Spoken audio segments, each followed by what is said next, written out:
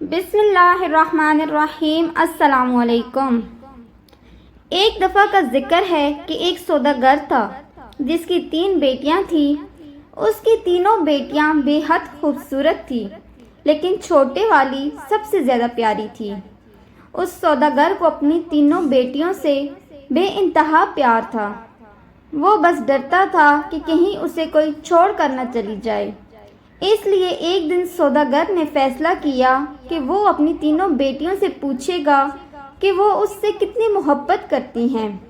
وہ یہی سوچتے ہوئے اپنے سب سے بڑی بیٹی کے پاس گیا اور پوچھا کہ تم مجھ سے کتنی محبت کرتی ہو؟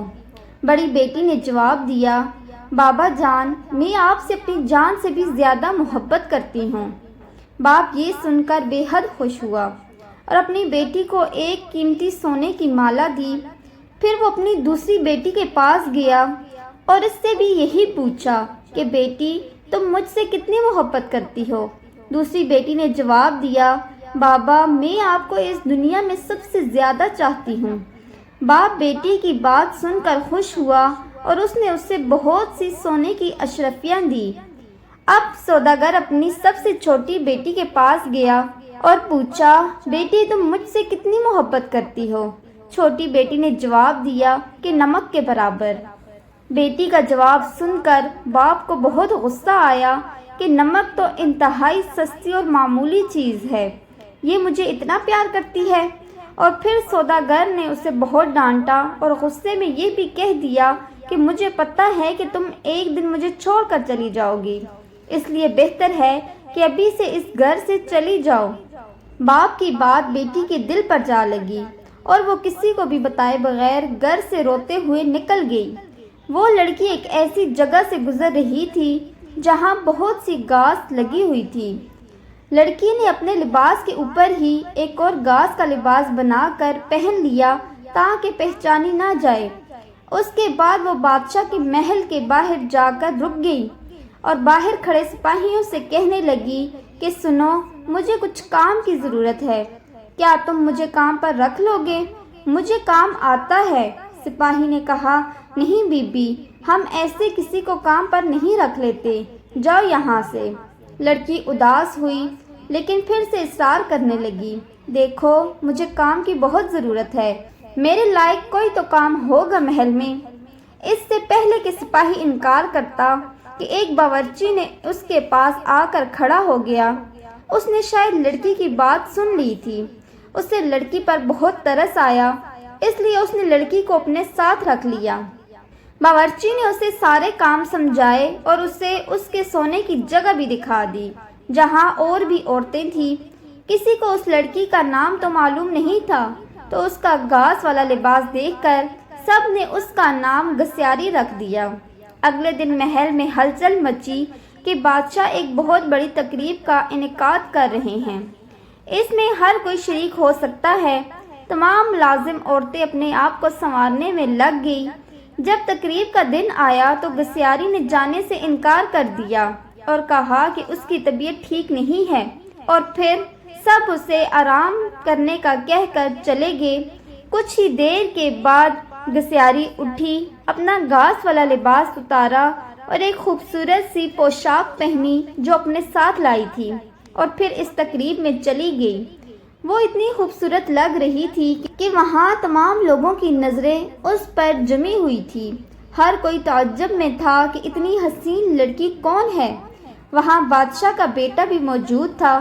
اس نے جب اس لڑکی کو دیکھا تو دیکھتا ہی رہ گیا، اور پھر شہزادے نے پوری تقریب بس اس گسیاری کے ساتھ باتوں میں گزار دی۔ شہزادے نے کسی اور کی طرف آنکھ اٹھا کر بھی نہ دیکھا۔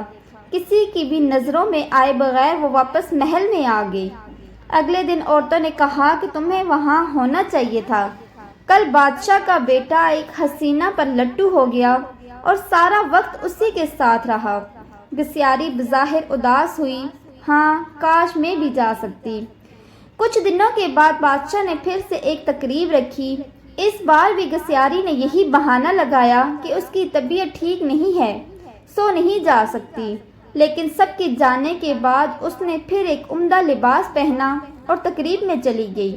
شہزادہ اسے دیکھ کر بہت خوش ہوا اور ایک قیمتی انگوٹھی اسے تحفے میں دے دی۔ پھر تقریب ختم ہونے سے پہلے ہی وہ واپس محل میں آ گئی۔ دوسری طرف بادشاہ کا بیٹا سوداگر کی بیٹی پر فدا ہو کر رہ گیا تھا۔ اس نے فیصلہ کیا تھا کہ وہ اپنے باپ سے اس لڑکی کا ذکر ضرور کرے گا۔ اب اگلی تقریب شہزادے نے خود جان بوجھ کر رکھوائی تاکہ وہ اس لڑکی سے مل سکے، لیکن اس بار گسیاری نہ آئی۔ شہزادہ اداس ہوا۔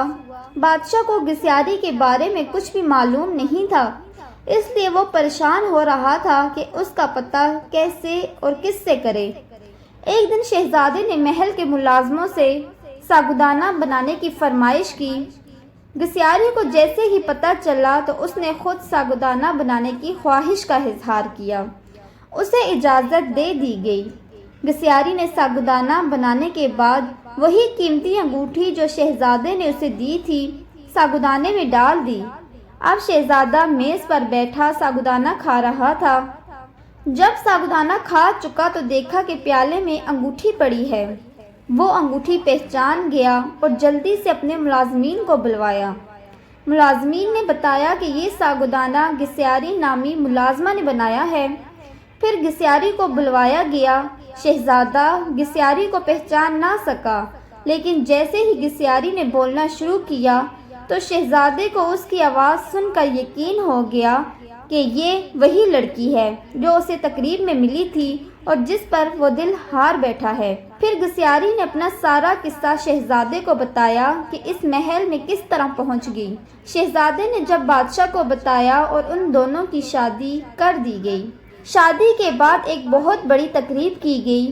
اس تقریب میں صرف شہر کے بڑے بڑے لوگوں اور عہدیداروں کو بلوایا گیا تھا کہ گسیاری کے بابا بھی اس تقریب میں موجود تھے۔ کھانے کا وقت ہوا تو میز ہر طرح کے لذیذ کھانوں سے بھر دی، لیکن سب نے کھانا کھانا شروع کیا تو پتہ چلا کہ کھانے میں نمک نہیں ہے۔ گسیاری کے بابا نے بادشاہ کو مخاطب کر کے کہا، اس میں تو نمک نہیں ہے۔ بادشاہ مسکرا دیا اور کہنے لگا، کیا ہو گیا، صرف نمک ہی تو نہیں ہے، باقی سب کچھ تو ہے نا اس میں۔ یہ سن کر سوداگر کی آنکھوں سے آنسو جاری ہو گئے۔ بادشاہ نے اسے تعجب سے دیکھا اور پوچھا کہ جناب آپ رونے کیوں لگ گئے؟ تو سوداگر کہنے لگا، آج میں اپنی بیٹی کی بات سمجھ گیا ہوں۔ کھانے میں نمک نہ ہو تو ہر چیز بے ذائقہ ہو جاتی ہے۔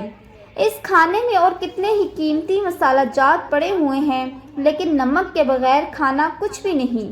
پھر سوداگر نے اپنا قصہ بادشاہ کو سنایا اور کہا، میری بیٹی مجھ سے ناراض ہو کر چلی گئی ہے۔